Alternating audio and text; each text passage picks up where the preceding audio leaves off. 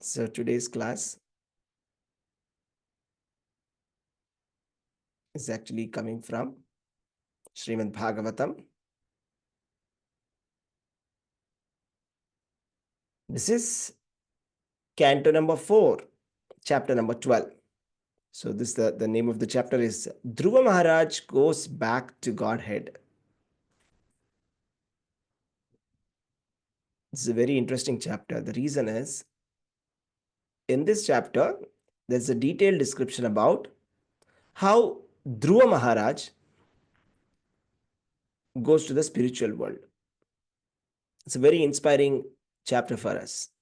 You see, any story, what is the happy ending for a story? You know, when we say fairy tales, we say the king and the queen got married and they lived happily ever after. We think that's a happy ending, but that's not really a happy ending, right?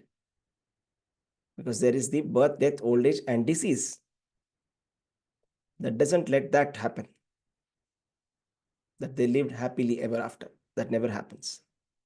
It's not possible to live happily ever after because this world is full of suffering.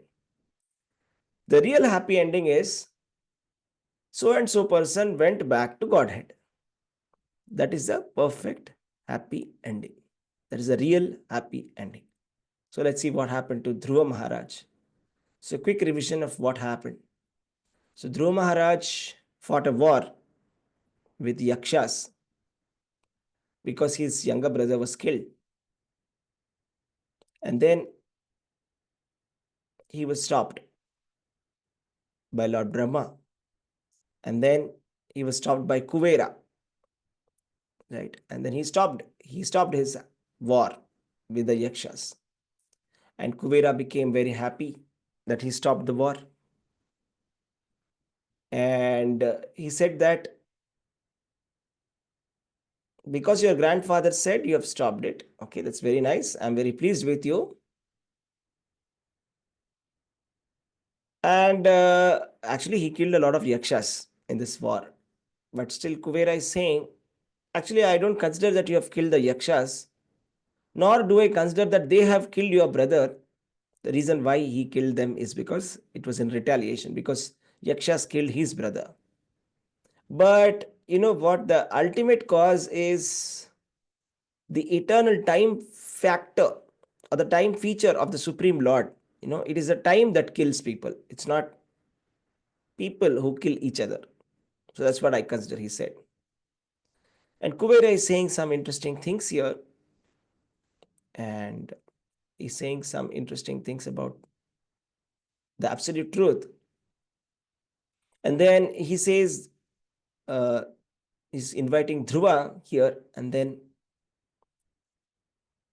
he says that may the Lord always grace upon you good fortune. Right? And then therefore he's also encouraging him to do devotional service. Very interesting points. Saying engage yourself fully therefore in the devotional service of the Lord, for only he can deliver us from the entanglement of materialistic existence. Very interesting points, each of them here. So he's encouraging him to do devotional service. And we all know Dhruva Maharaj is a great devotee himself already. He has been a devotee since his childhood, isn't it? Youngest devotee, right? So when he was 5 years old, he went to the forest and did tapasya. And he could see Lord face to face. That is Dhruva Maharaj. Am I right? So then he's saying, Kubera is continuing to say, I've heard a lot about you, that you're a great devotee. Just ask me whatever benediction you want. Very interesting. Kubera, the treasurer of the material world, is asking for a benediction.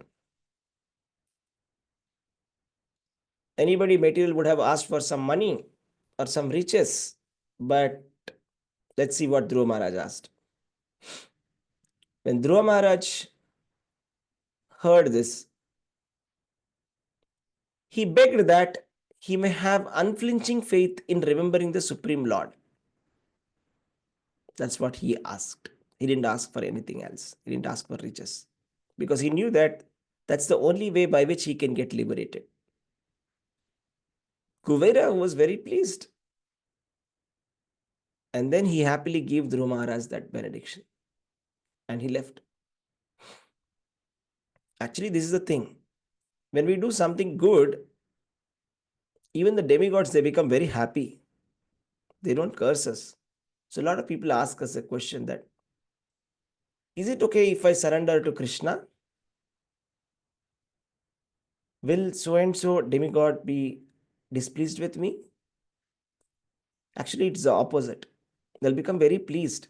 If you're taking up something mature, serious, you have a higher goal in life that you want to go back to Godhead, they'll become very happy for you. They'll bless you, right?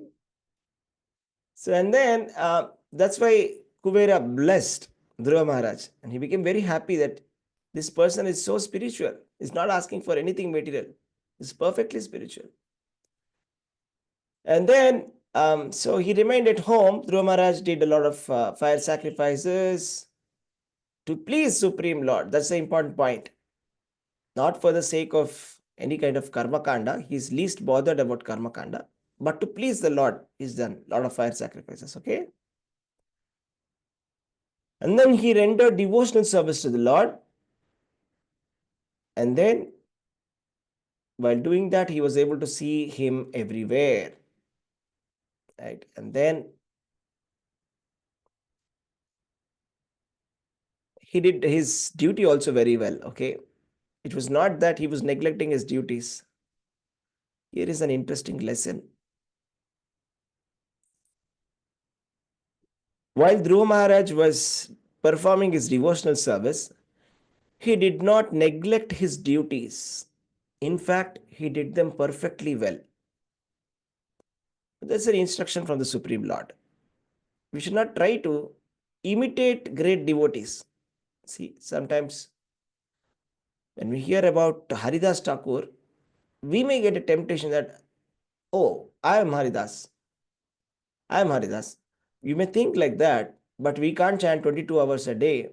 So it's better that we chant 16 rounds and then the rest of the day do our duties. Okay. For the pleasure of the Supreme Lord.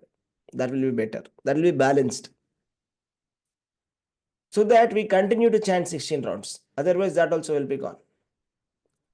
Right? So here it is said, Dhruva Maharaj ruled this planet for 36,000 years. 36,000 years. Right?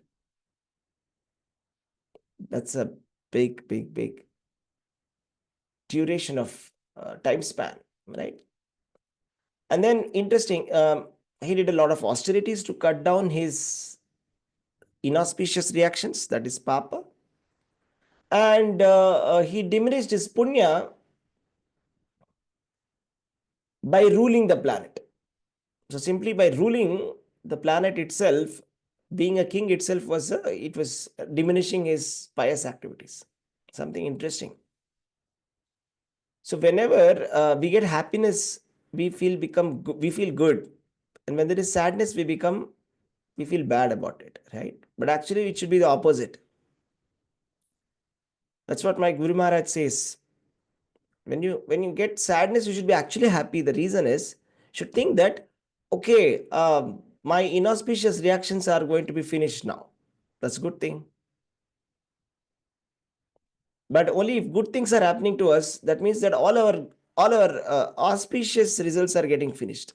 That's not a good thing, right? So we should be thankful if we have some miseries in our life. Okay. And then the self-controlled great soul Dhruva Maharaj then passed many, many years. And then he performed Dharma Artha Kama and he handed over the charge to his son. So beautifully it's going, okay? It's not come to the point. We're doing the recap, the first half here, okay? So what has happened is Dhruva Maharaj, see the beautiful point about Dhruva Maharaj, just see this, okay? Just hear about Dhruva Maharaj and try to reflect how perfectly he's doing his duties without any kind of neglect. And he's doing devotional service perfectly well, both of them. So you have to reflect.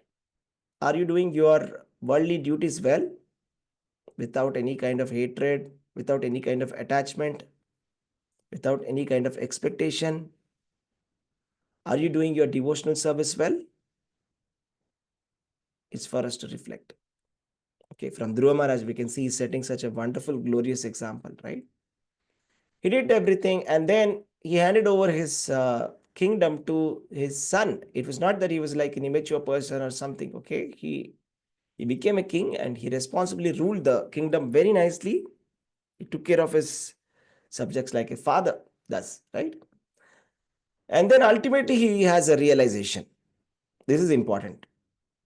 See, this is the beauty of Srimad Bhagavatam, that there is a lesson everywhere. It's like, gems. You just have to collect. There is so many gems here. Here is another gem. He realized that this material world is like a dream. This is just an illusion. So he realized that his kingdom, which was essentially the entire earth, he was like a Chakravarti. The entire earth was his kingdom, and he had many wives, many children, lot of friends, a large army, great treasury, very comfortable palaces, and great enjoyable pleasure grounds. Isn't it? Being the king of the universe, not the universe, king of the world. But he came to a realization clearly that they are all simply creations of illusory energy. One's own body, one's own spouse, one's own children, all of this is actually a creation of illusory energy. There is no reality whatsoever. So he realized that. So what do you mean by reality? Reality means something which is there forever. Simple. If you consider that sun is real, sun is there forever, then we say sun is real. So, but we cannot consider our material world as real or our relations as real, because they are connected to us as long as we are alive. The moment we leave our body, there is absolutely no connection between us and our body and our spouse or children or friends or treasury or country or anything. All of this is completely gone, finished. That is the reason why it's not a reality. It's an illusion, temporary. Dhruva Maharaj, and then what did he do? He left to Badrikashrama. So he's setting a glorious example here, okay? So he's gone for Vanaprastha or Sannyasa, whatever you want to call it. So he left for a spiritual life. He left his comfortable material life for the sake of spiritual life, setting another beautiful example how we must be planning our life, the last days of our life.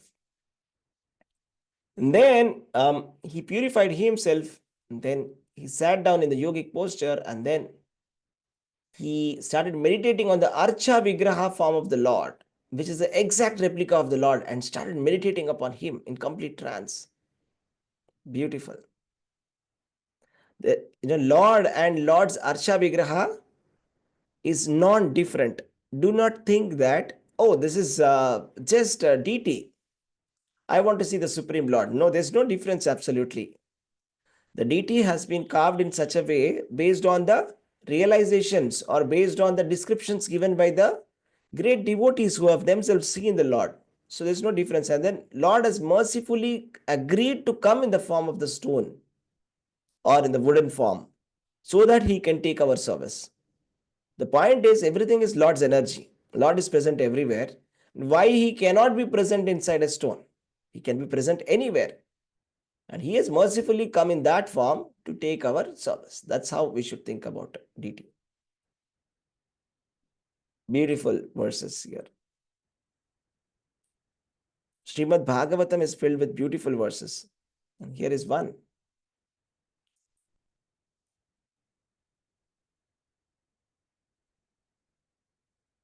Because of the transcendental bliss, incessant tears started to flow from eyes. His heart melted, and there was shivering and standing of the hairs all over the body. Thus, transformed in a trance of devotional service, he forgot his bodily existence and became immediately liberated from the material bondage. So here it says, Bhaktim harau bhagavati pravahanna jasram anandabashpa kalaya muhurardhyamana. Very beautiful. So what is the lesson that we have to take here is that Bhava Bhakti and Ashtasatvika Vikara. So when somebody is advanced, so first of all, we have to get rid of our anartha nivritti, anarthas. Lust, anger, greed, enviousness, etc. If we get rid of this completely, and when we are established in pure devotional service, then there are some ecstatic symptoms that manifest on the body, like incessant tears flowing from the eyes, right? This is one of the symptoms. Hair standing over the body. This is a trance of devotional service. This is a positive symptom, okay? It's not a negative symptom or something to be scared of. Something nice that's happening. So what's going to follow is liberation from material bondage. So this is something that we should be getting, And then these symptoms of liberation were manifest. So these are symptoms of liberation. And then he saw a beautiful airplane coming from the sky. What is that? So Dhruva Maharaj is now going to go back to Godhead. So when he was 5 years old, he saw the Supreme Lord. And he wanted to ask for a kingdom which is bigger than that of his grandfather.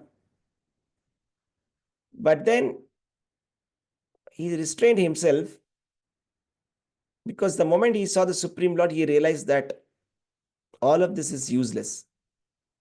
And he asked for association of pure devotees of Lord, so that he can spend time along with them and hear the glories of the Supreme Personality of Godhead through them, in their company.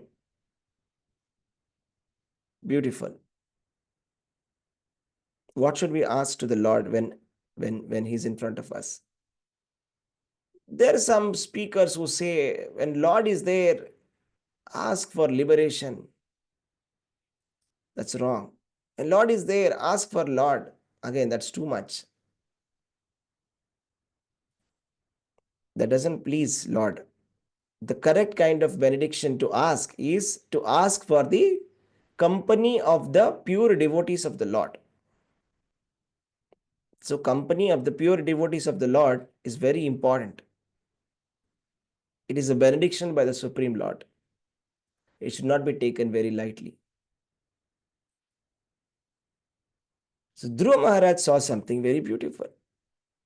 He saw two beautiful associates of Lord Vishnu in the plain. And how did they look? They had 4 hands. And they were youthful. And then they were holding the Shankha, Chakra, Gada, Padma, all of this. They were looking like Lord Vishnu, beautifully decorated. And then he saw that they are servants of Lord. He immediately stood up with folded hands and started to glorify the holy names of the Lord. Hare Krishna, Krishna Krishna, Hare Hare, Hare Rama, Rama Rama, Hare Hare. Dhruva Maharaj was always absorbed in thinking about the lotus feet of Krishna. Just see.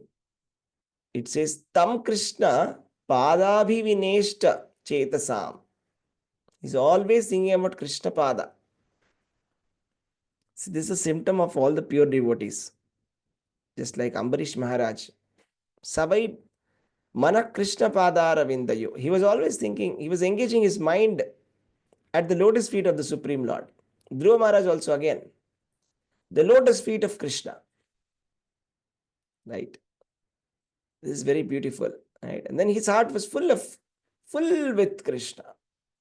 And then the two confidential servants of the Supreme Lord, Nanda and Sunanda, came. So Jaya and Vijaya, we know, they are one of the gatekeepers. Again, Nanda and Sunanda are the confidential associates of the Supreme Lord. They personally came to take him back to Godhead. Srila Prabhupada said, if you have to go back to Godhead, it is not possible for us to go to Vaikuntha with our own strength. That is not possible. Even if you somehow manage to go to the gates of Vaikuntha, they will not let us in. They will ask you, who are you? What is your reference? Who is your spiritual master?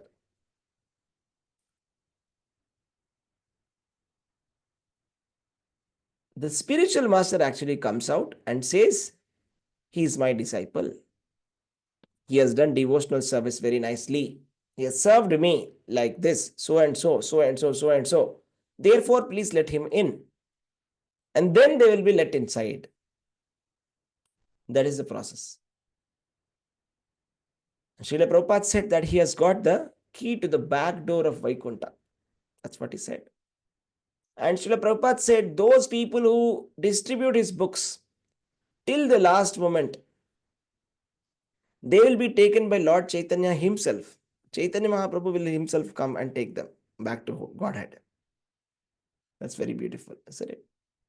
So, Dhruva Maharaj, just see, this is such a beautiful, happy ending for his life, right?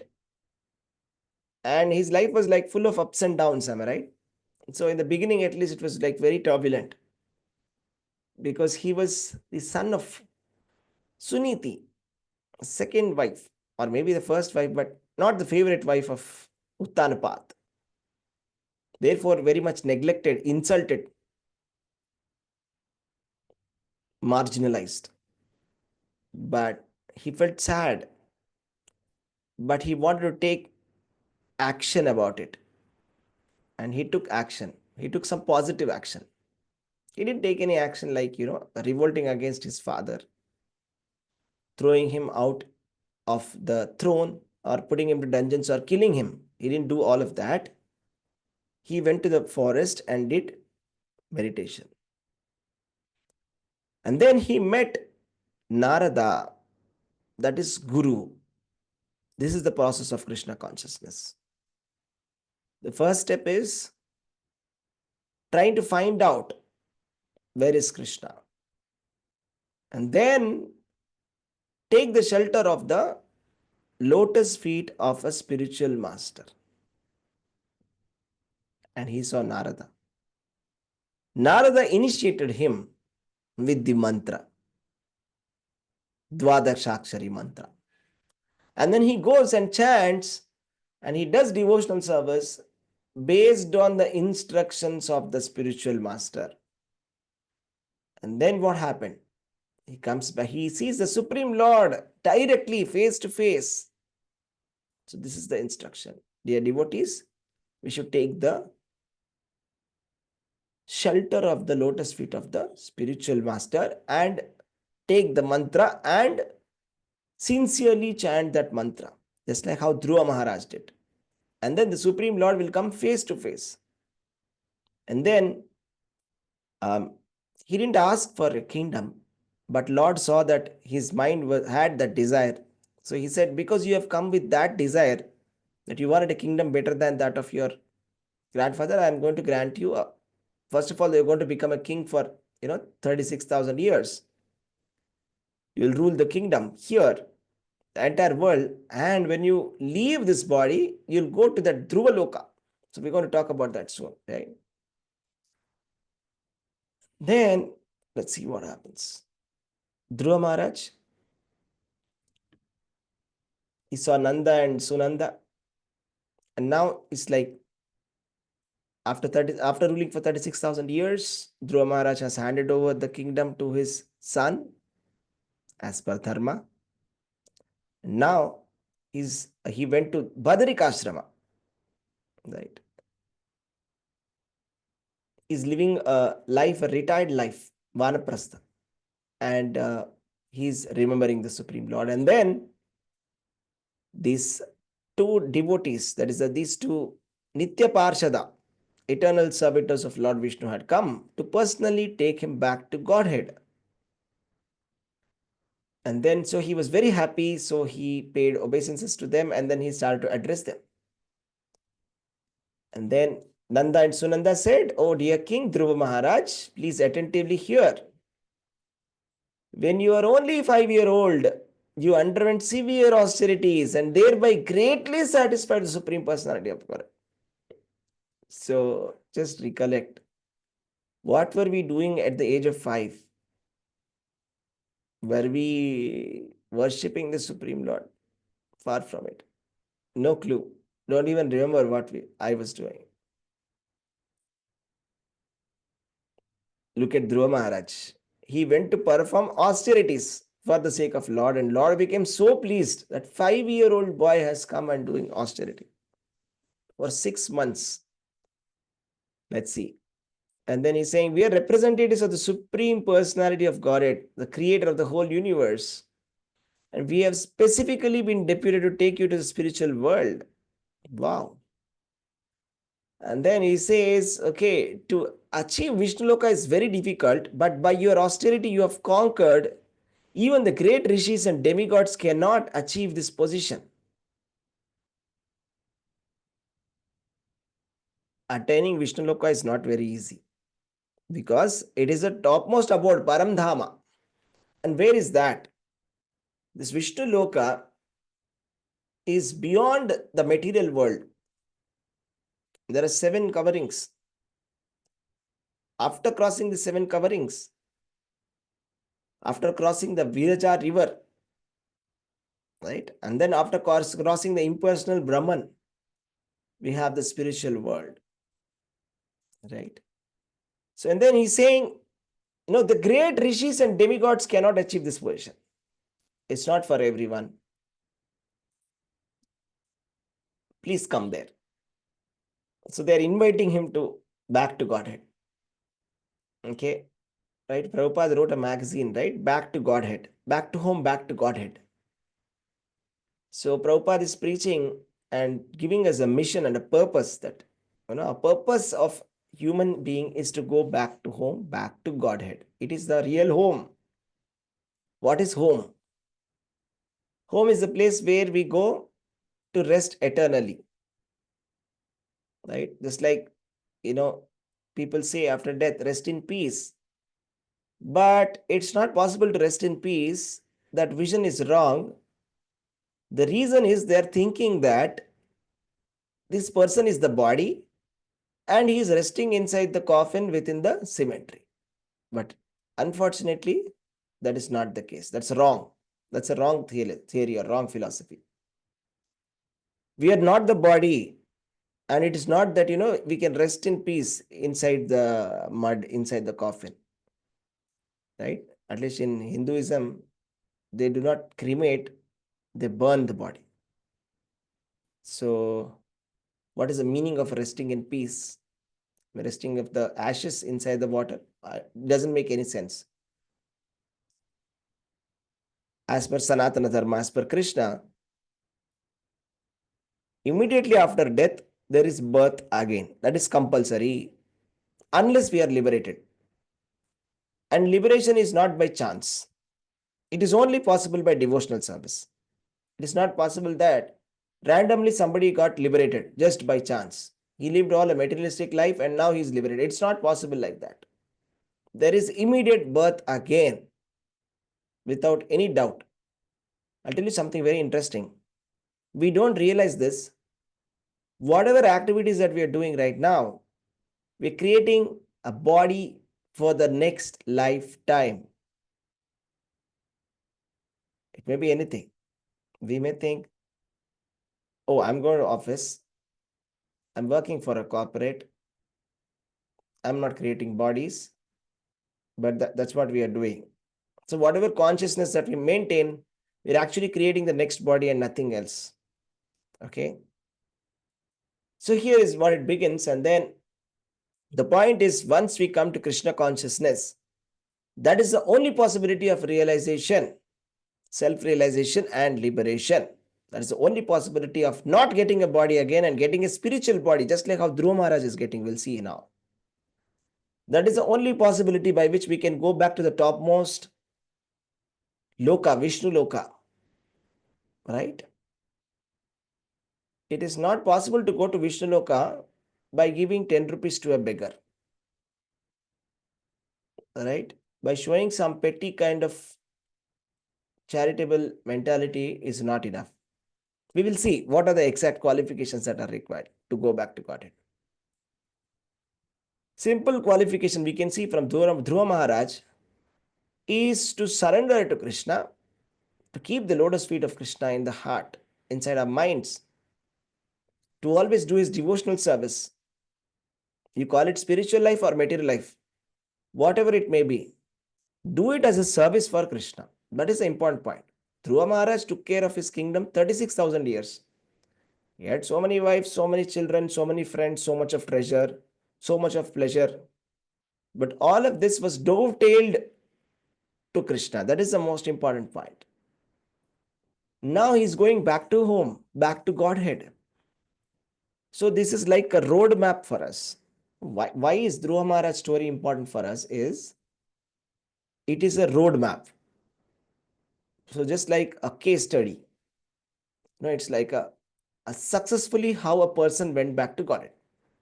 So what are the steps? So we should follow the footsteps of Dhruva Maharaj. What did he do? First step, he accepted the advice of his mother. Right? His mother was Pada Pradarshaka Guru. She was the Shiksha Guru. The first step is to take the instructions of the Shiksha Guru. And next, he took initiation from the Diksha Guru. He took the mantra from the Diksha Guru. And next, he executed the devotional service as per the instructions of the Diksha Guru. And then he followed the instructions of the Supreme Lord. And whatever activities he did, he dovetailed it for the pleasure of Krishna. And ultimately, Krishna sent his personal servants to receive him, to take him back to Godhead. This is the process. We should not try to manufacture our own processes. Okay? This is the standard process. It is not possible to go back to Godhead without following this formula. Very simple. So then, you see, they're coming here and then saying, please come and then live with us. Then they're saying, this unique airplane has been sent by the Supreme Lord, who is worshipped by selected prayers and who is chief of all the living entities. Right? So this is a very special plane, and the destination of this plane, right, is a very special place. Okay, so I don't know, what do you want to call that airlines? Transcendental Airlines? You can name it whatever you want. Vaikunta Airlines? Right? Very special ticket. So, but it is definitely not for the karmis, not for the jnanis, or not for anyone like that. Karmi, jnani, yogis, it's not for that. It's only for the pure devotees. It's meant for pure devotees. Only pure devotees can go back to home, back to Godhead. Krishna says, Yadgatvana nivartante tadhamam paramam mama. Srila Prabhupada has written a very beautiful book. I don't know if you've read this. Easy Journey to Other Planets. So it was in 1960s when the US launched the Apollo mission to moon, and the entire world was celebrating that, okay, man on moon. So finally we have put a man on moon. Wow, that's a great achievement, and everybody was very bewildered by that. At that point of time, Prabhupada wrote, what is the use of sending a man on moon mechanically?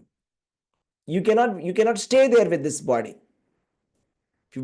If all you want to go to is other planets, there is some other way. Anyways, after death, you are going to go to some other planet.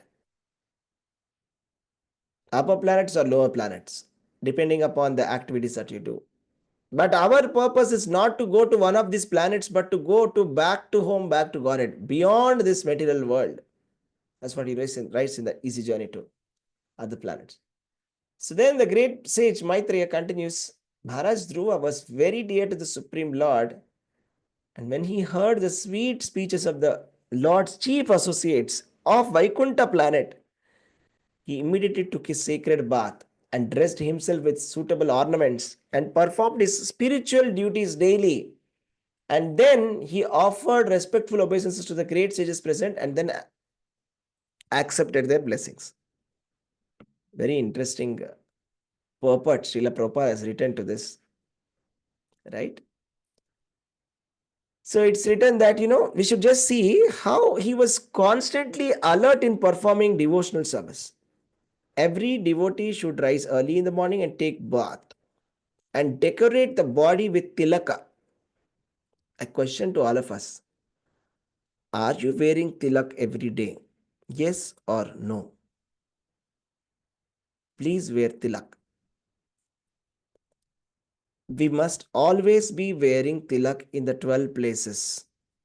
Please find out how to wear that.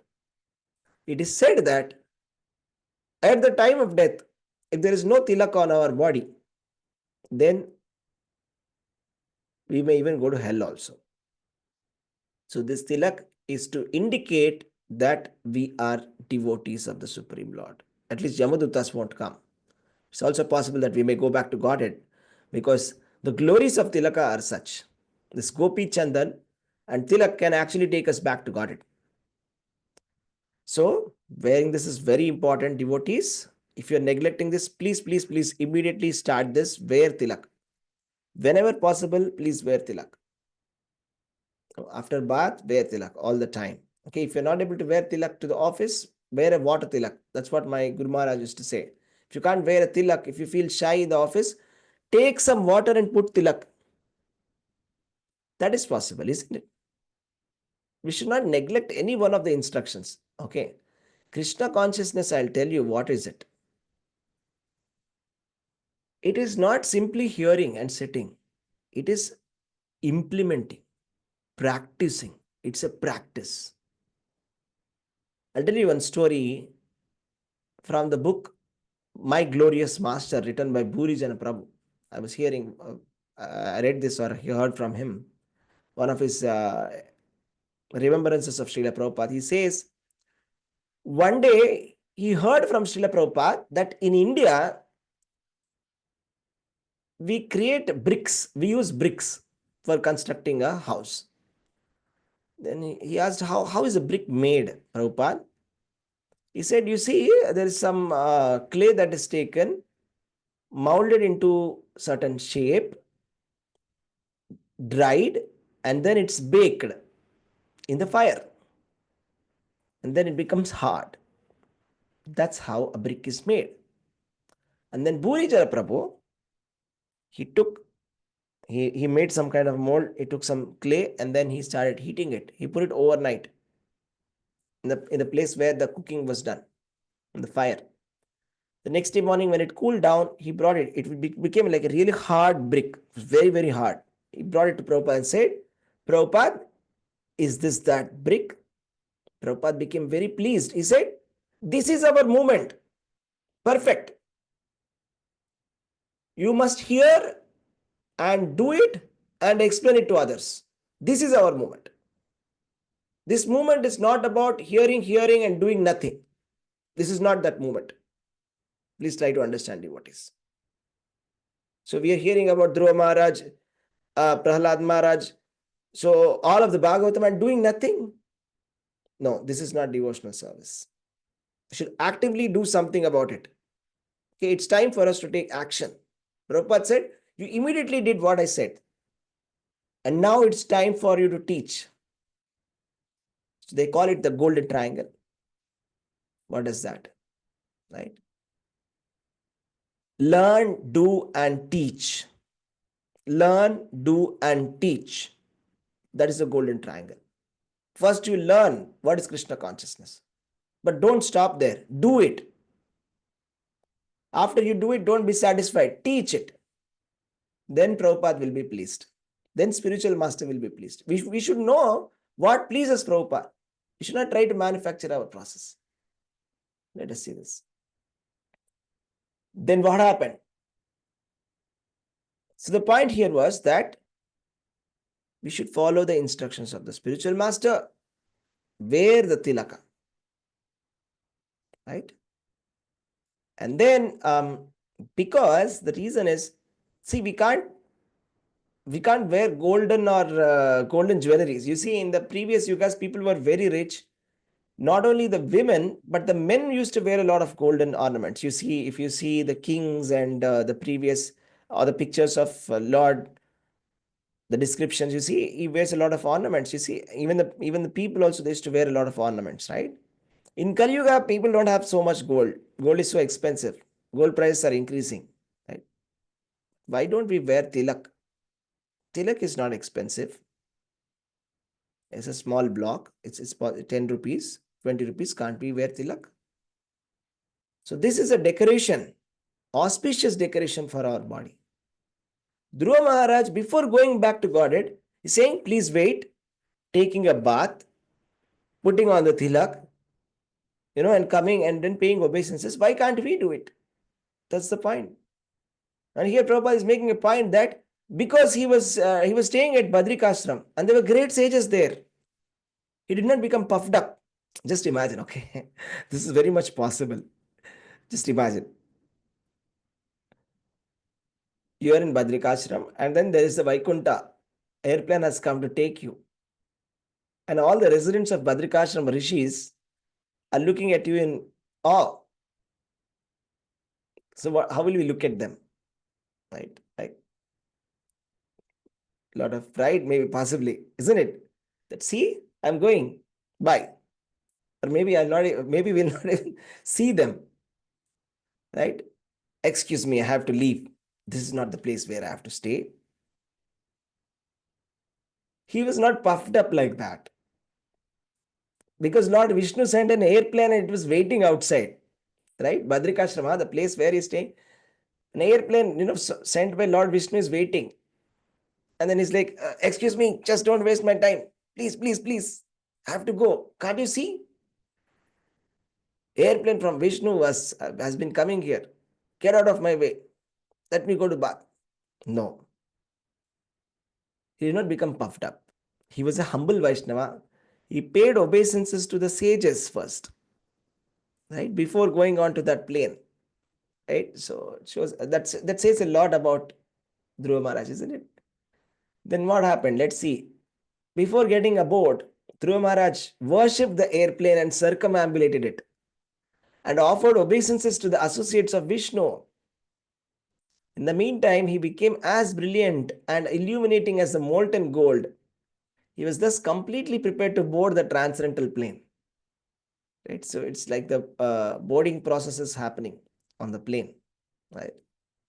So that plane is also very auspicious because that plane is not a mundane plane taking us from one city to other or from one country to another country. It is, where is it taking us? It's taking us back to home, back to Godhead. Right? So the associates of Lord Vishnu and the aeroplane that takes us to Vishnu, all of this is not different from Vishnu. They are all spiritual. So the representative of the Lord, the pure devotee, you must consider as a Lord himself. That's why it is said, Sakshat Haritvena Samasta Shastrair Uktastata Bhav Yatayeva Sadbir Kintu Prabhurya Priyayeva Tasya Vande Gurum Sri Charanaravindam. The spiritual master we should consider as equal to Krishna. But again, we should not fall into the trap of thinking that he is Krishna. He's not Krishna, but he's as good as Krishna. Why? Because Kintu Prabhurya Priyayeva Tasya. He is a very, very dear to Lord. That is the reason why we consider him as good as Lord. We consider the Guru as good as Lord, and his instructions as good as that of the Lord instructions. Because actually, Lord's instructions are not different. Don't think that Lord Vishnu has some other instructions than the spiritual master. Spiritual master is saying, chant the rounds, Hare Krishna Mahamantra, associate with the devotees, eat only prasadam. Don't think Lord Vishnu will say something else. It's okay if you don't chant. It's okay if you don't follow the principles. It's okay if you do. No. Whatever Lord has said, his pure devotees are repeating like a parrot. Please try to understand. It is Lord's message that is coming to us. We should have that respect that Lord is sending me certain message. So we should have respect towards the Lord and towards the messenger who is sending that message to us. Right? But you should not think that they are one. That again becomes Mayavada, oneness. Mayavada is an illusory theory. Mayavadam asat shastram. It's not a sat shastra. It's not a reality. It is meant for illusion.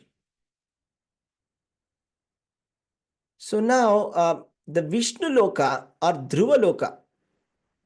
Dhruva Loka is also considered as a Vishnu Loka here. It's not material world. Right? Here in the commentary, Prabhupada is saying Vishnu temple, associate of a Vishnu, they are all spiritual. Therefore, we must pay obeisances. That's the reason why the Shastra says when you go to the temple, you do not pay obeisances to anybody except the spiritual master. To the spiritual master, you can pay obeisances. So, when you go to the temple, we feel very transcendental, isn't it? So, transcendental. The reason is because it is an extension of that spiritual world. Please try to understand, devotees. We may not be able to go back to Godhead right now, but if you want to go in this material world, it is a temple. The temple is the extension of the spiritual world. That's the reason why when we enter the temple, we feel very, very peaceful. Right? So, there are three modes, Sattvagun, Rajagun, Tamagun. Sattvaguna, to go to a forest is Sattvagun. So, for example, we have this experience, right? Sometimes we we go for a picnic or for a break to some kind of hills, Nandi hills or some kind of hills nearby outside. And then we feel very peaceful, very happy. Wow, this is so nice. Far from the city traffic, right? Far from all the office tension, feeling so peaceful. That's Sattvagun. But when you're inside the city, there's so much of noise, so much of traffic, so much of pressure. That's Rajoguna. But when you go to some place like where liquor house, brothel, slaughterhouse, it is in the mode of ignorance. Where that's the reason why they don't even put the lighting there, right? The lighting is low. So, but the temple is the opposite. It's not Sattvagun, Rajogun, Tamogun. It is Vishnu Loka. It is transcendental. The moment you enter into the temple, there is a fragrance that is coming first, right? When you enter the ISKCON temple, you can smell divine fragrance. Then the first thing that you do is, you ring the bell. And then you take the Charanamrit of the Lord. Right? And then they pay obeisances to the devotees. And then pay obeisances to Srila Prabhupada. And then pay obeisances to Gaur Nitai and Radha Krishna. Like that. That's the process. Right? Then what happened? Dhruva Maharaj was attempting to get into that plane. And then he saw the death personified approaching him.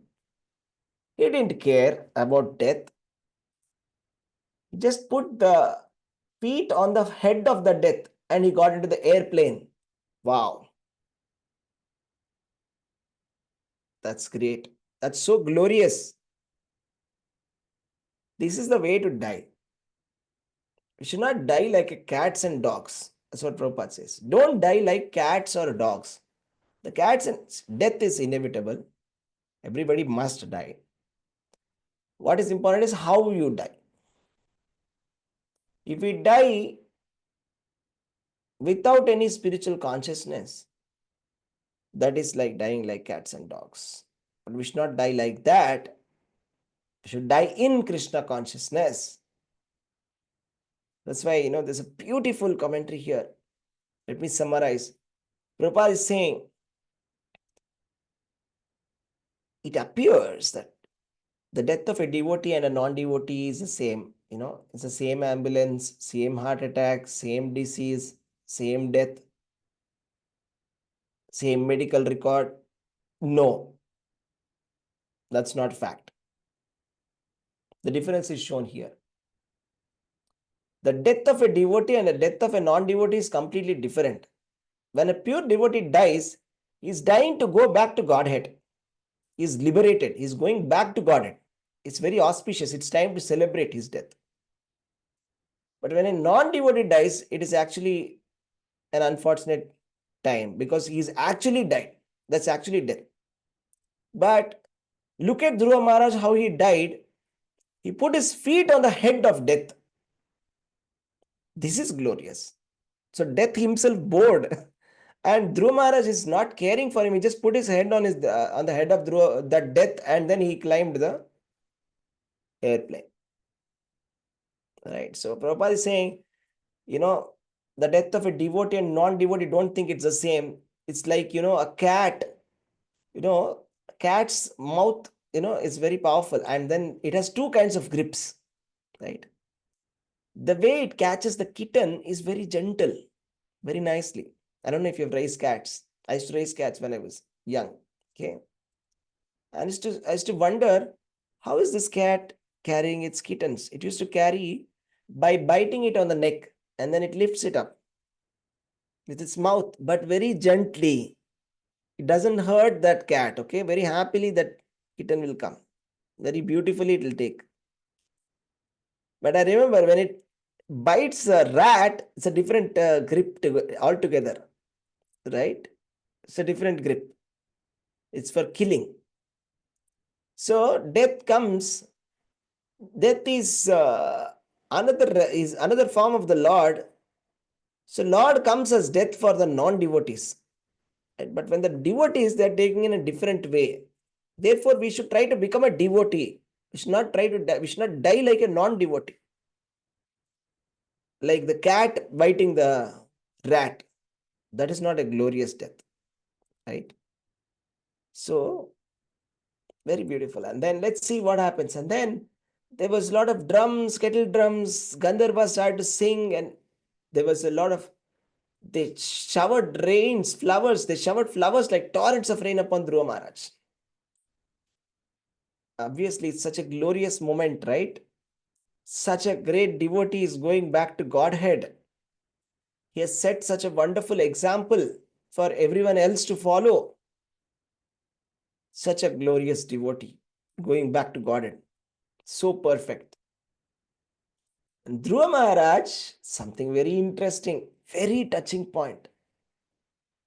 Dhruva Maharaj suddenly remembered about his mother, Suniti.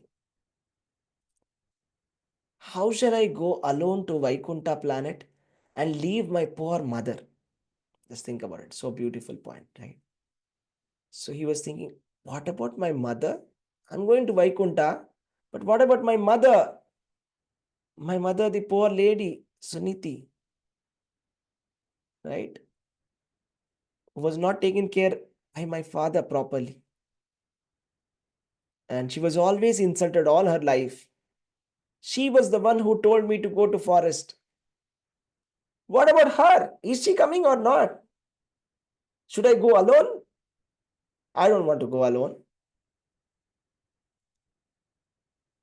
Right? Here is an interesting learning, devotees. beyond the motherly sentiment, which is also very beautiful. The point here is, Dhruva Maharaja's mother was his Patapradarshaka Guru. Please note this down, very important points. Patapradarshaka Guru means the spiritual master who shows the way. The person who showed us devotional service, who taught us devotional service. That person is called as Patapradarshaka Guru. That means the person who has shown us the path. We must have great respect for that person. Because such a person is sometimes called the Shiksha Guru, or the instructing spiritual master. Sometimes such a Guru may become Diksha Guru. Not always. Sometimes. In this case, I'm going to ask you questions at the end. Okay, MCQ. Please be ready. Suniti was the Patapradarshaka Guru, Guru showing the way, but she was not the Diksha Guru. Narada was the Diksha Guru. The important point is, Suniti showed the way. It is a duty of the Shiksha Guru or the Diksha Guru to instruct the disciple in the right way. And it is said in the Shastra, there is no difference between Shiksha Guru and Diksha Guru. You must not think that Diksha Guru is above Shiksha Guru or something like that. There is absolutely no difference between Shiksha Guru and Diksha Guru. And we all know, we also seen that Guru, we should consider non-different from Krishna. But here it is said, however, Suniti, being a woman, and specifically his mother, could not become Dhruva Maharaj as Diksha Guru. Still, he was not less obliged to Suniti. It doesn't mean that, oh, because Suniti has not given me initiation, she is not my Diksha Guru, so she is not my Guru. No. There is no question of carrying Narada Muni to Vaikunta. Obviously, he doesn't have to think about Narada Muni to Vaikunta, right? That's a little funny because Narada Muni is carrying Vaikunta with him. We don't have to carry him back to Godhead. He's the one who carries everybody back to Godhead, right? But he has to definitely think about his mother for sure, isn't it? So, this is the whole plan. So, when the Supreme Lord desires that a devotee should come back to Godhead, he sends a spiritual master to give the instructions. It is a Lord's selection. It's not that I select, I want to go back to Godhead. No. It's not for everybody. It is God's will, right? Krishna sends, right? And then this is so beautiful. Dhruva Maharaj is thinking about his mother. It's such a beautiful and touching thing because he didn't want to go alone, right? Because Suniti had done so much for him. If Suniti had not instructed Dhruva Maharaj, go to the forest and worship Lord Vishnu, he would never have gone there. Right? This is so beautiful. So, we should learn this. And then what happened? Let us see. The great associates of Vaikunta Naukad, Nanda and Sunanda, could understand the mind of Dhruva Maharaj. And then they showed him his mother, Suniti, who was going forward in another plane. Then they understood the sentiment of Dhruva Maharaj. They said, oh, just see there. Can you see there? There's another plane. Yeah. Oh, my mother is there. Wow.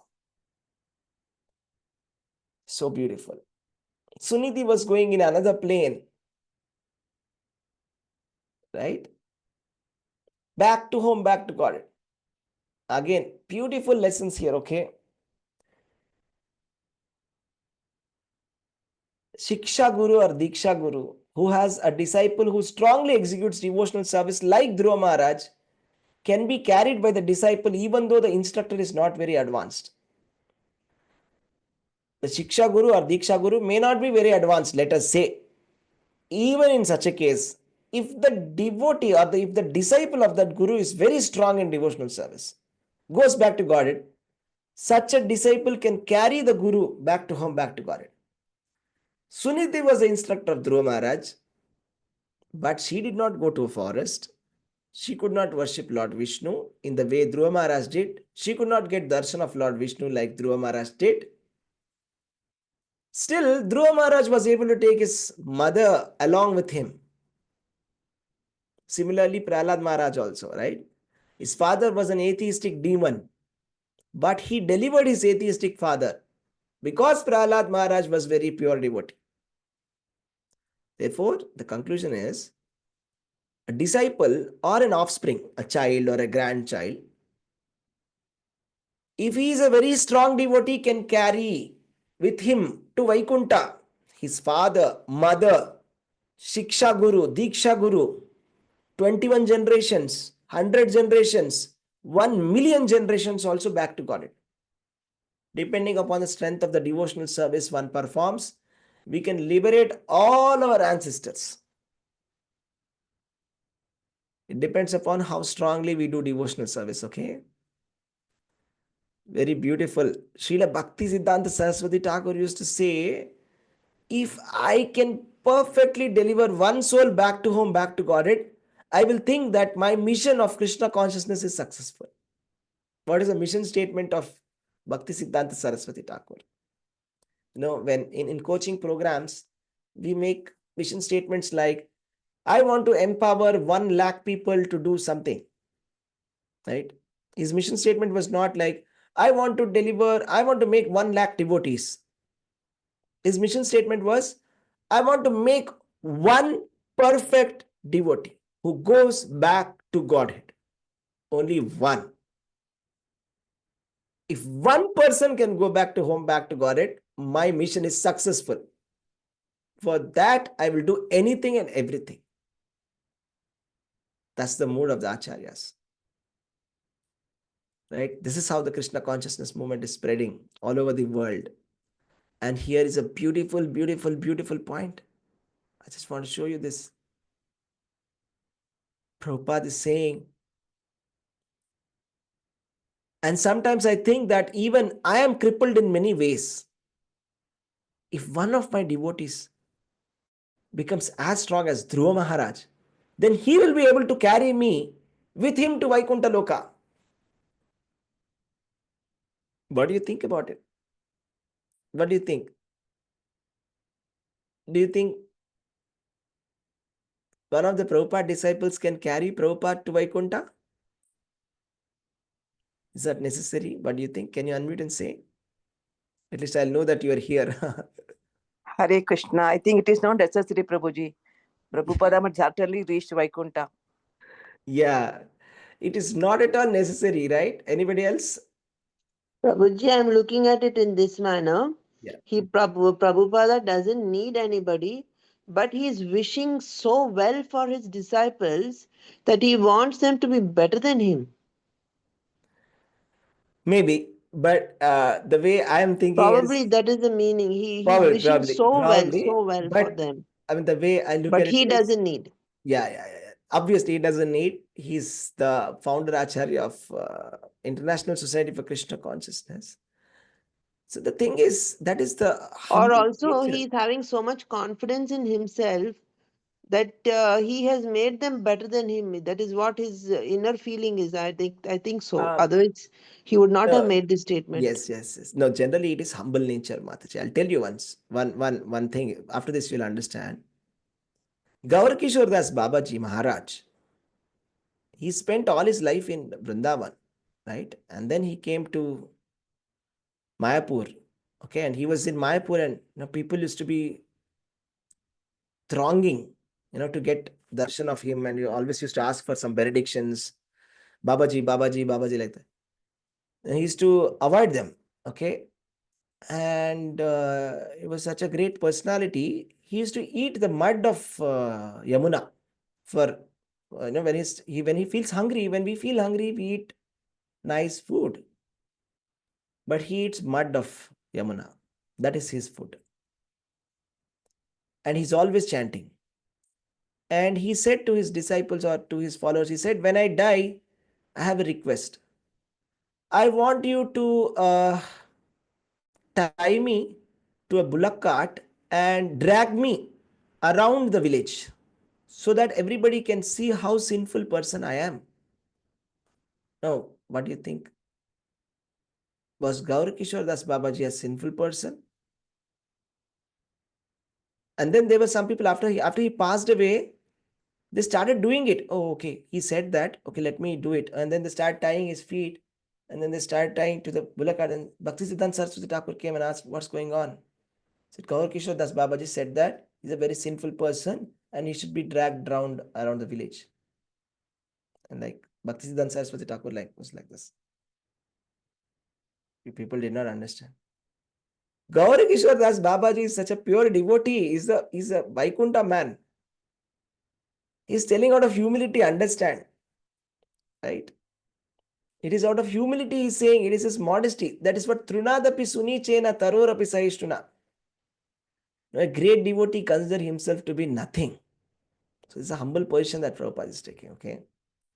He doesn't need to go to Vaikuntha or anything. I mean, he doesn't need any help for going back to Godhead from his devotees. But that is the mood of Trunadapi Sunichena, that I am not qualified to go back to home, back to Godhead. If one of my devotees is qualified, they may take me so that I will also go like how Suniti went. So is Prabhupada like Suniti? Right? Prabhupada is like Narada. Like Dhruva Maharaj did not think about Narada. We don't have to think about Prabhupada, will he go back to God or not? He's already from Vaikuntha. We don't have to think. We should not even think like that. That's an offense also, actually, if you think like that. Okay? Let's go to the next one. Dhruva Maharaj surpassed the 7 planetary systems of great sages who was known as Saptarshi, and beyond the region, transcendental situation of permanent life in the planet where Lord Vishnu lives. So this is a description of the cosmology. So we see the 7 planets, Saptarishi Mandala is there. Saptarishi Mandala, I don't know if you've seen it in the sky. The Saptarishi Mandala. Beyond that is the transcendental planet where Lord Vishnu resides. The self-effulgent Vaikuntha planets, by whose illumination alone all the illuminating planets within the material world give off reflected light. Right? And then can be reached only by those who are merciful to the other living entities. Only persons who constantly engage in welfare activities for other living entities can reach the Vaikuntha planets. Very nice. Let's try to understand this. See, first of all, to go to Vaikuntha, we need to have a spiritual body. So while boarding the Vaikuntha airplane, the body will be changed to a spiritual body. Similarly, Dhruva Maharaj and Suniti also had changed her body into a spiritual form. Right? So the important lesson that we have to carry is every mother should be like Suniti, must train their kids to be like Dhruva Maharaj. But that's not what is happening right now. Am I right? Mother should be like Suniti. You go to the forest. So, but we see the opposite. We see that when somebody becomes brahmachari, we see that some parents, they come and I heard the one story where there was one parent who was coming and banging his head on the wall. He's saying, my son has made me very shameful by joining this ashram. This is the state of Kali Yuga. Actually, people should be like Suniti. Right? They should encourage, go and be a brahmachari. Go to the spiritual master and then come back. Learn devotional service. But it's the opposite today. Right? So that's what, so like how Suniti is trained his son.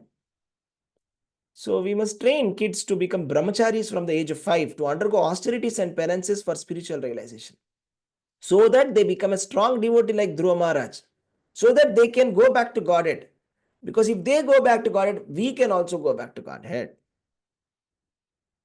Right? This is the process. And then Dhruva Maharaj here it is said, right? The reflection. Okay, let's talk about this spiritual world. Parastasmat bhavanya vyakto vyakta sanatanaha. The spiritual world is avyakta. That is, Vaikuntha is not material, it is spiritual. Right? So, below the Vaikuntha Loka is the material universe, Brahma Loka, all of that. But all of that is considered as a material world. Only Vaikuntha Loka is the spiritual world. And in the Vaikuntha Loka is self-effulgent. You don't need fire or electricity there. Natadbhasayate suryo, na shashanko, na pavakaha, yadgatvana nivartante tadhamam paramam mama. Krishna is saying, you don't need fire or electricity or anything because it is self-illuminating. It is confirmed like that in the Bhagavad Gita and the Upanishads. Tad Vishnu paramam padam sada paschanti surayaha. The spiritual world is Vaikuntha Loka, self-illuminated, no need of sun, moon, electricity. Actually, the fact is, the light that we are getting in the material world, that is the sun, is actually a reflection of the light that is coming from the Vaikuntha. All the lights that are there, Jyoti, is a reflection of that Param Jyoti, which is the Vaikuntha Loka. That is the original Jyoti. That's the meaning when we worship the lamp. We are not worshipping a lamp, ghee lamp with wick and oil. We are worshipping the Vaikuntha, which is the source of this light. And see, that is the inner meaning of it. So the point here is, it is said, who can go back to God? Only those who are who constantly engage in welfare activity for other living entities can go to Vaikuntha Loka. But again, this is not to be mistaken to be mundane philanthropic activity. The mundane philanthropic activity, it may take us hardly towards upper planetary system, but not to Krishna Loka. The real philanthropic activity is to preach this mission of Krishna consciousness, to make everybody aware that they should be like Suniti and they should train their kids to be like Dhruva Maharaj. Not to merely say some shlokas. We see this fashion that parents, they become very amused when the kids tell a couple of shlokas when they are at a young age. Shuklam Bharadaram Vishnum, and they become very happy. But later they let them become whatever they may become, they will leave it. They're very satisfied with that 2-3 shlokas. This is not the correct example. Okay. We should send kids and we should train them properly, right? In Krishna consciousness. Right? Not that we say some 2-3 shlokas and think that the kids are very, very advanced. That's not enough. Okay. So the philanthropic activity, actually there's no philanthropic, Prabhupada is writing here in the purport that there's no philanthropic activity within this material world but Krishna consciousness that can engage a person 24 hours a day.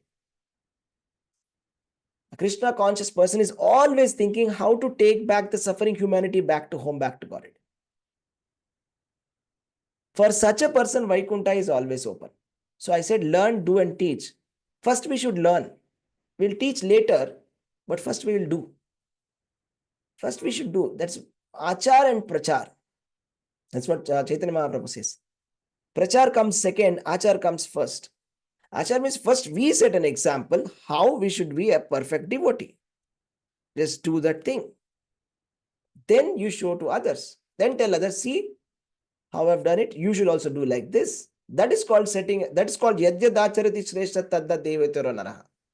That means I set an example for my kids. I set an example for my dependents. I set an example for my family. This is how it is supposed to be done, devotional service. See, now you do.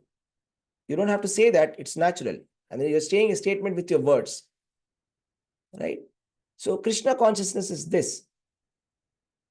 How to take the suffering humanity back to home, back to Godhead. That's the important activity. It's not like karmis Karmis are always, engaging in some kind of activities for sense gratification, killing innocent animals.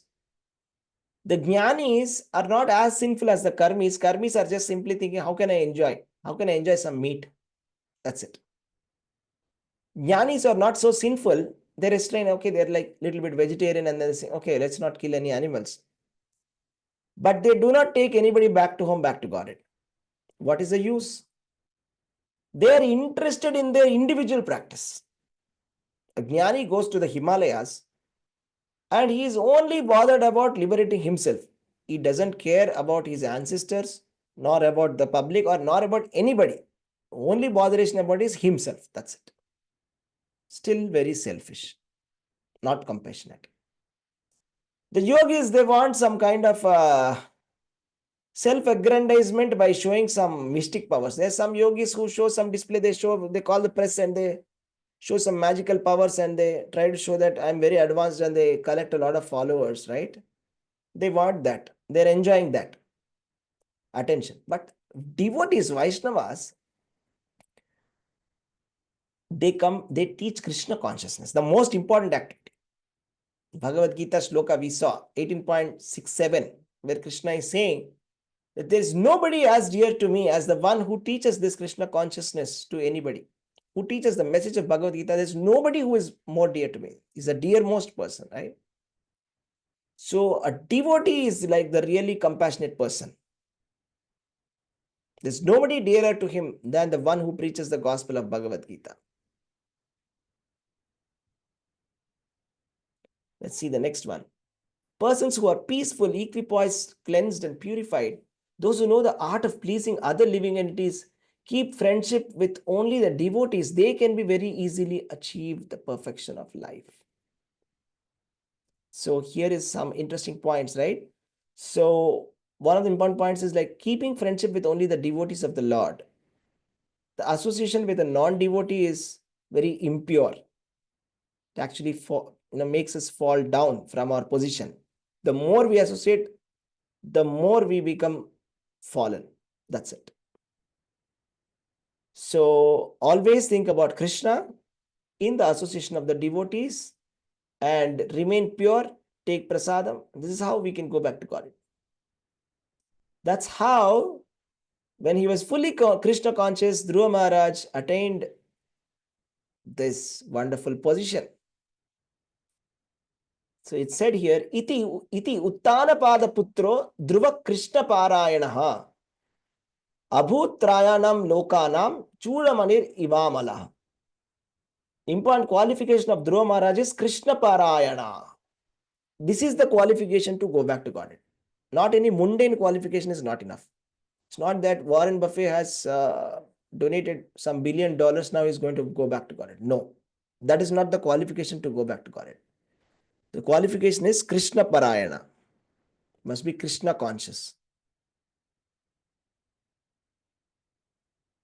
And then it says, just like a herd of bulls circumambulates the central pole on the right side, all the luminaries within the universal sky unceasingly circumambulate the abode of Dhruva Maharaj with great force and speed. So this is like actually a description about the planetary systems there. After observing the glories of Dhruva Maharaj, the great Narada went to the sacrificial arena of Prachetas and happily chanted the following 3 verses. Dhruva Maharaj went to the place where Prachetas were performing yajna and they started chanting about, he started telling about Dhruva Maharaj, summary about Dhruva Maharaj to Prachetas to inspire them. He said, you see, simply by the influence of his spiritual advancement and powerful austerity, Dhruva Maharaj, the son of Suniti, who was devoted to her husband, acquired an exalted position not possible to attain even for the so-called Vedantis or the strict followers of the Vedic principles, not to speak of ordinary human beings. In the previous verse, they said Uttanapada Putro. Now they are saying Suniti Nunam, Pati. Suniti, they're saying the son of Suniti. You see, parents become glorified when the son becomes a devotee. So if you want to make your parents glorious, become a devotee, like Dhruva Maharaj. That is called real glory. So here it is said, the so-called Vedantists or the strict followers of the Vedic principles, they cannot attain this Vaikuntha, this Loka, whatever Dhruva Maharaj has attained. It's not possible for the so-called Vedantists also. One day, Bhurijan Prabhu asked Prabhupada, these jnanis, impersonalists, when they go to the impersonal Brahman, will they fall down? He said, yes, they will fall down. Will all of them fall down? Prabhupada said, yes, all of them will fall down. Then he asked, why? And Prabhupada said, because it is alone there. Because it is alone there, they will fall down from that place.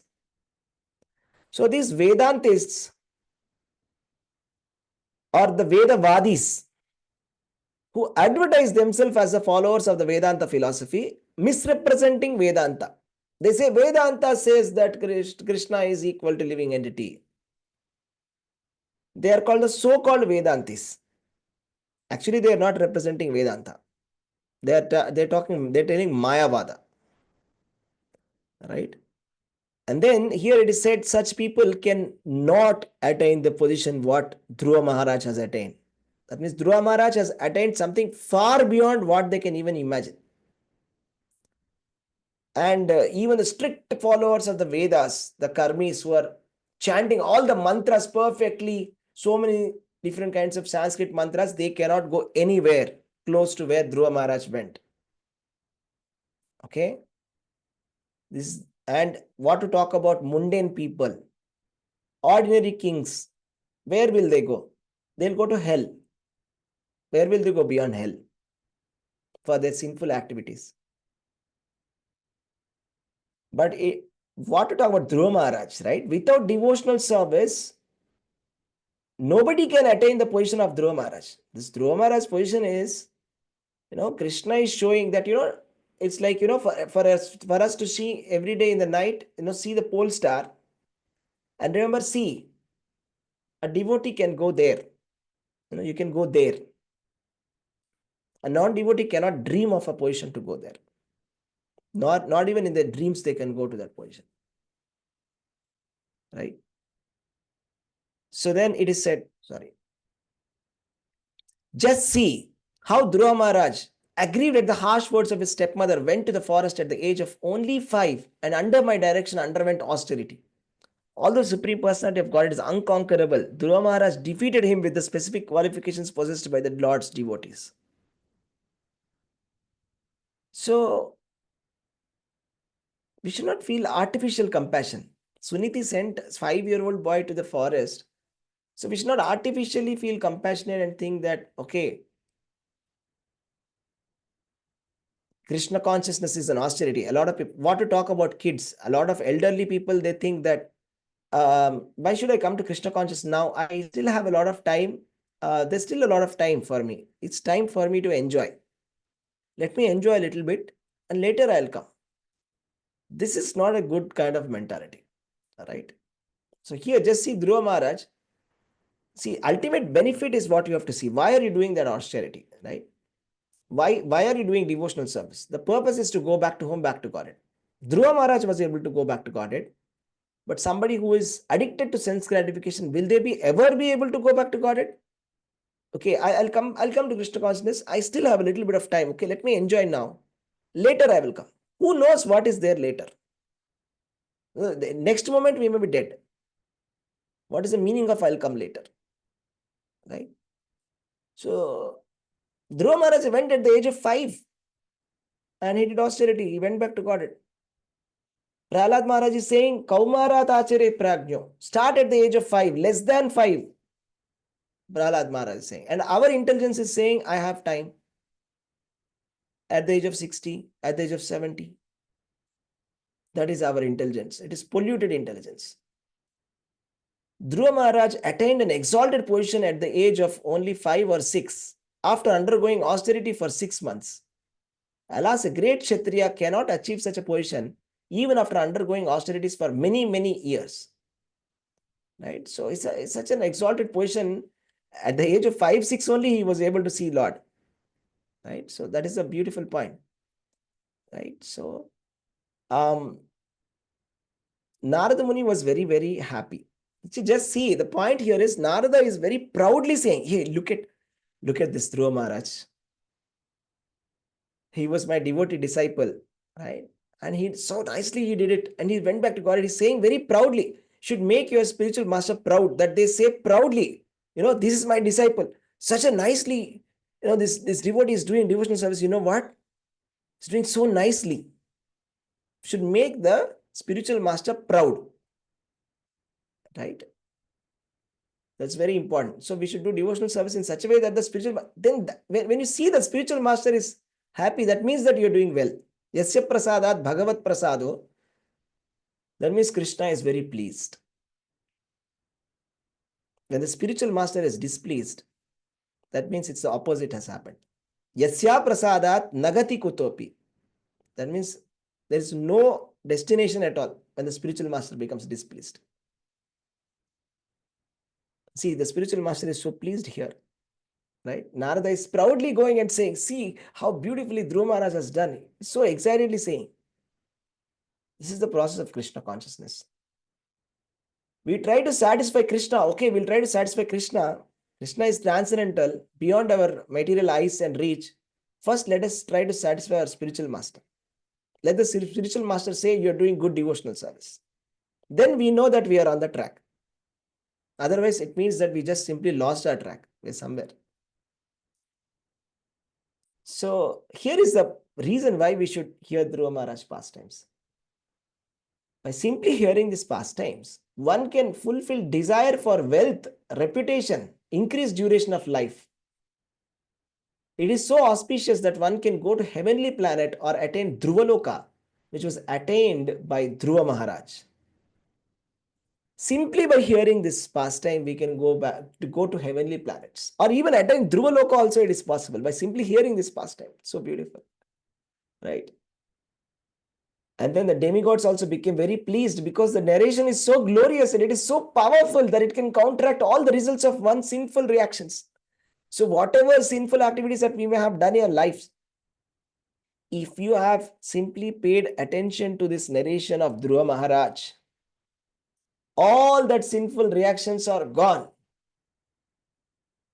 Anyone who hears the narration of Dhruva Maharaj, who repeatedly tries with faith and devotion to understand his pure character, attains the pure devotional platform and executes pure devotional service. By such activities, one can diminish the threefold miserable conditions of material life. So how do you diminish the threefold miserable conditions of material life? By hearing the pastime of Dhruva Maharaj. Simply hear to this. Repeatedly try devotional service. You see, Chaitanya Mahaprabhu, he used to always hear about Prahalad Maharaj story. He was always hear about Dhruva Maharaj story. I think it was around 300 times he heard it. I heard. So many times he used to hear these pastimes. These are some of the pastimes which you have to repeatedly repeat so many times, hundreds of times, so that we get that faith. This is the process of Krishna consciousness. Let me take the shelter of the spiritual master and follow the vows strictly and go back to Godhead like Dhruva Maharaj. This simple thing should enter into our head. Right? Anybody who hears this narration of Dhruva Maharaj acquires exalted qualities like him. For anyone who desires greatness, prowess, or influence, here is the process to acquire. For thoughtful men who want adoration, here is the proper means. So if you want even material things like greatness, influence, prowess, adoration, hear Dhruva Maharaj's story. You'll get that also. You'll get exalted qualities like him. And the great sage Maitreya recommended one should chant the character and the activities of Dhruva Maharaj both in the morning and the evening with great attention and care, and in the society of Brahmanas and the other twice born persons. So morning and evening, it's like a dosage, medicine, right? Doctor prescribes 101. Morning 1 pill, evening 1 pill. Morning 1 pill, evening 1 pill. This is the dosage which we should take. Dhruva Maharaj story. So many times we have to repeat until all our mental blocks are gone. Persons who have completely taken shelter of the lotus feet of the Lord should recite this narration of Dhruva Maharaj without taking remuneration. This Bhagavata, there are some people who do professional Bhagavat Saptaha for the sake of earning some remuneration. Such a kind of Bhagavata Saptaha we must avoid. Because the purpose is to collect some donation. So that is not good. And the recitation is recommended on certain dates here. Ekadashi, on one day, dark moon day after full moon day, on the day after Dvadashi, Amavasya, Purnima, Dvadashi, Shravana Nakshatra, and certain tithis are said. And it should be performed in front of a favorable audience, right? Without a professional motive. Then the reciter and the audience both become perfect. The motive is not professionalism. It's not that here is a professional, Bhagavata trained professional who will present Bhagavatam in a very, very interesting way that people are enjoying it and they pay, gives a lot of money. It's like some kind of a movie. And they pay money and they go home. So there's going to be no difference in such kind of a Bhagavad Saptaha. For the person who is speaking, for the person who is hearing. That is not the kind of Bhagavatas we should hear. The narration of Dhruva Maharaj is sublime knowledge for attainment of immortality. Persons unaware of the absolute truth can be led to the path of truth. Those out of the transcendental kindness take on the responsibility of becoming master protectors of the poor living entities automatically gain interest and blessings of the demigods. The transcendental activities of Dhruva Maharaj are well known all over the world and are very pure. In childhood, Dhruva Maharaj rejected all kinds of toys and playthings and left the protection of his mother and seriously took the shelter of Supreme Personality of God Vishnu. My dear Vidura, I therefore conclude this narration, for I have described you all its details. So, important lesson for us devotees that Dhruva Maharaj has, at the age of 5, he left all his playthings. At the age of 5, children are very much inclined to playing, right? So he discarded all of that toys and he did austerity and he went back to home, back to garden. This should be the mode, right? So in some way, actually, if you think about it, we are also like small kids, 5-year-old kids. We still want to play with the toys. We have to realize that we are not a 5-year-old kid to play with the toys, continue playing with the toys. Dhruva Maharaj at the age of 5, he left all of the toys and he went to do austerities. It is time for us to learn something from him, right? And take up this Krishna consciousness seriously. And to repeat the message, Krishna consciousness is hearing, that's learning, and then the next thing is doing, right? You have to take the next thing, do Krishna consciousness. And then the next thing is teach. Teach should definitely happen, but the do should also be there first, okay? Learn, do, teach, right? That is the process that Prabhupada was saying, right? First hear the story of Dhruva Maharaj. Follow the footsteps of Dhruva Maharaj. We don't have to rush and run to a forest and expect that, Narada will appear and something will happen. That's not necessary. We have the teachings of Prabhupada with us. We have all the instructions. We have the nectar of devotion with us. Detailed instructions of how devotional service should be performed is there with us. We don't have to go to the forest. We can stay in our house and do the devotional service the way Prabhupada wanted us to do it, simple. Right? And then teach others that this is how we are supposed to do devotional service. This is how Prabhupada wanted it. That's a simple way we can go back to home, back to Godhead. Right? Now, Prabhupada used to say that his spiritual master, Bhaktisiddhanta Saraswati Thakur, recently his appearance day happened, right? He was a Vaikuntha man. Actually, we should never consider that the spiritual master is a material person. The moment we think, we'll fall down.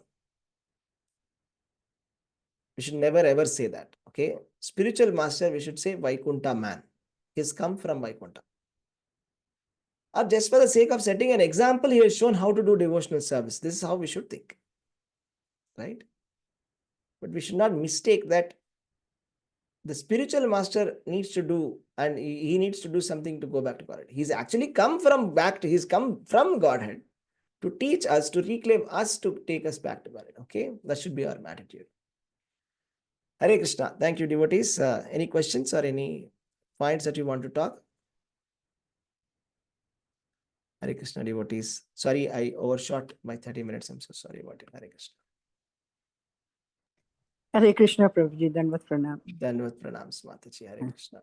Prabhuji, Hare Krishna. Class was very nice, Prabhuji. Thank you. Dandavat pranam to Hare everybody. Krishna, Mataji. Thank you, Prabhuji. Hare Krishna. Thank you, Prabhuji. Dandavat pranams. Hare Dandavat Krishna. pranams. Hare Krishna. Thank you. Yes, Hare Kalyani Mataji. Krishna, Prabhuji. Yes, The Mataji. 7 stars that we see, Saptarishis, they belong to the material world. And That's right. the pole star also we can see, right, Prabhuji? Pole star also we can see. Yes. So which world does it belong to? Pole star is spiritual world. Vishnu Loka. So that means from our material world we can see spiritual worlds. Yeah, that's what this chapter says. That Dhruva Loka is a spiritual world, and we can see Okay. that. Okay, Prabhuji. And but Dhruva Maharaja went to a Vaikuntha planet, which is not Dhruva planet, right? Dhruva planet? What is Dhruva planet? I don't know. Sorry, Loka, Dhruva Loka. Yeah, Dhruva Loka. See, the Acharyas say that he went to a Vaikuntha. It's a Vaikuntha only. It's a place where Lord Vishnu stays. It is a Shishuma. Yeah, so Where yes. Lord Vishnu stays. Lord Vishnu stays there eternally. And the Dhruva Okay. Loka. Yeah, Yes, it's not a then part of the material world. Now, when the entire universe gets annihilated, also Dhruva, the pole star, is always there. so Dhruva went to Dhruva Loka only? Yeah, he went to Dhruva Loka. Yeah, we call it Dhruva Loka. It's a pole star or Vishnu Loka. Same thing. It's the same. Okay, okay. I was under the impression that he went to Vaikuntha planet and he has been gifted a Dhruva Loka. No, it's not. It's not a gift. It's Vishnu Loka only. He went back to Okay. Godhead. There's no Okay. difference And between Dhruva Loka and Vaikuntha. and we can see only one part of the spiritual world, which is pole star.